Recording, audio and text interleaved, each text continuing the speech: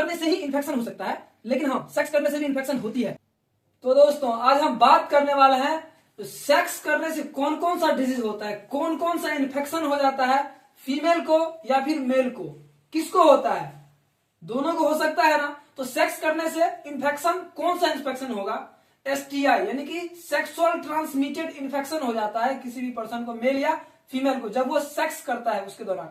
तो देखते हैं कि ये इन्फेक्शन कैसे होता है, इसके कॉजेज क्या है, कैसे होता है और कौन कौन सा इन्फेक्शन है जो मेल या फीमेल को सेक्स के दौरान या सेक्स करने के बाद कुछ दिन के बाद उनको हो जाता है ये इन्फेक्शन या डिजीज। अगर डिजीज आएगा तो एसटीडी होगा और इन्फेक्शन आएगा तो एसटीआई होगा। ठीक है, तो चलिए देरी न करते हुए चलते अपना सीधे टॉपिक की ओर। तो देखिए, तो मेरा टॉपिक क्या है, एसटीआई यानी कि सेक्सुअली ट्रांसमिटेड इन्फेक्शन। ठीक है, मैंने यहाँ पे लिख दिया है फुल फॉर्म इसका।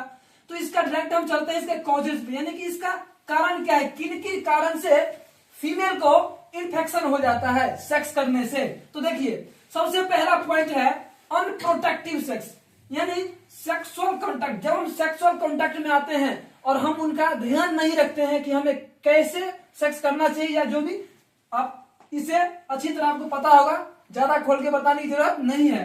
तो इसी में एक आता है ओरल सेक्स। देखिए, ओरल सेक्स जब आप सेक्स करते हो तो आपको पता है कि कंडोम वाले पता है, लेकिन आपको ओरल सेक्स जब आप करते हो तो उसमें एक डेंटल डैम भी आता है। तो आप सर्च करना गूगल पे डेंटल डैम, आप खुद समझदार हो तो डेंटल डैम हम बताएंगे नहीं, आप खुद सर्च कर लेना गूगल पे। ठीक है, ये आता है ओरल सेक्स के लिए। ठीक है, अब देखिए दूसरा क्या है, मल्टीपल सेक्सुअल पार्टनर।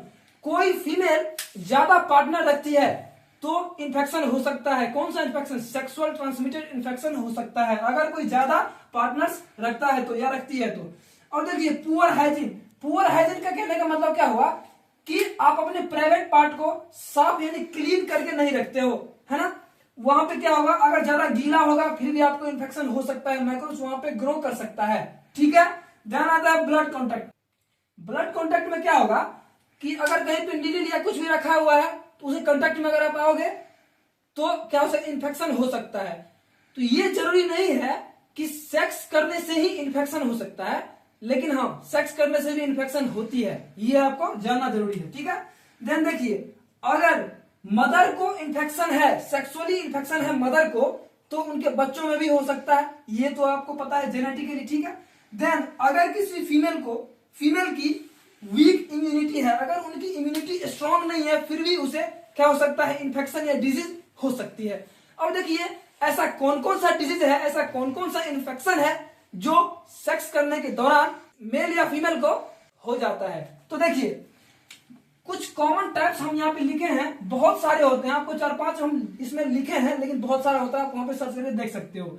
जैसे कि हमने डाला, ये आप अच्छी तरह आपको पता होगा, एचआईवी। देखिए, एचआईवी होता है, एचआईवी का लास्ट स्टेज को ही बोला जाता है एड्स।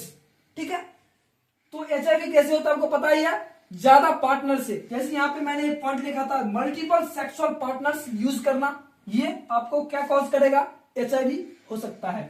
ध्यान आता है सिफिलिस, सिफिलिस भी इन्फेक्शन ही है, सेक्सुअली ट्रांसमिटेड इन्फेक्शन है। ध्यान आता है गोनोरिया, गोनोरिया भी इन्फेक्शन है। ध्यान आता है क्लैमिडिया। ठीक है, ध्यान आता है ट्राइकोमोनेसिस। तो ये कुछ हम लिखे हैं, बाकी आप बहुत सारा इसमें आता है जो कि आप सर्च करके देख सकते हैं। एक आता है एचपीवी, एचपीवी जो आता है ये भी आता है इसके अंदर, किसके अंदर, इन्फेक्शन के अंदर। ठीक है, और बहुत सारा है, यहाँ पे मैंने आपको इतना दिया, लेकिन ये जानना आपको जरूरी था इसलिए मैंने बनाया। तो आज के लिए सिर्फ इतना ही, मिलते हैं किसी नए वीडियो के साथ, तब तक के लिए चाहिए।